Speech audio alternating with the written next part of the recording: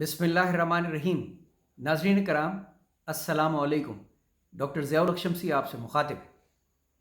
آج کی نشست میں سلام عقیدت پیش کروں گا شہدائے کربلا کو، کیونکہ یہ انسانی تاریخ کا سب سے عظیم سانحہ ہے،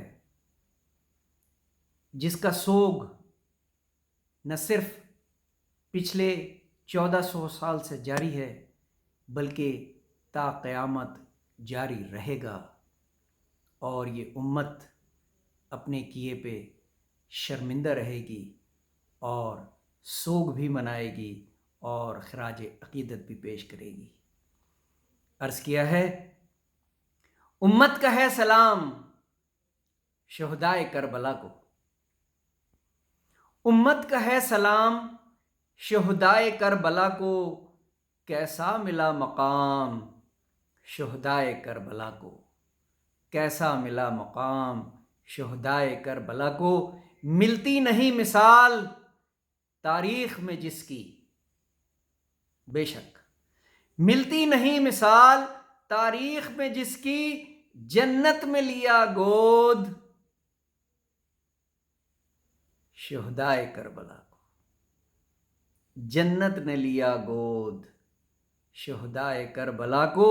وہ جنگ نہیں جہاد تھا اہل بیت کا، وہ جنگ نہیں جہاد تھا اہل بیت کا، تب ہی ملا اعزاز یہ شہدائے کربلا کو، تب ہی ملا اعزاز یہ شہدائے کربلا کو۔ جنت میں گھر بسایا ہے اہل بیت نے، جنت میں گھر بسایا ہے اہل بیت نے، دنیا کرے گی یاد بس شہدائے کربلا کو، دنیا کرے گی یاد بس شہدائے کربلا کو، روئیں گے تا قیامت قتل حسین پر، روئیں گے تا قیامت قتل حسین پر، کیوں کر بھلا پائیں گے شہدائے کربلا کو، کیوں کر بھلا پائیں گے شہدائے کربلا کو۔ ہر درد کا مداوا ہے نام حسین میں،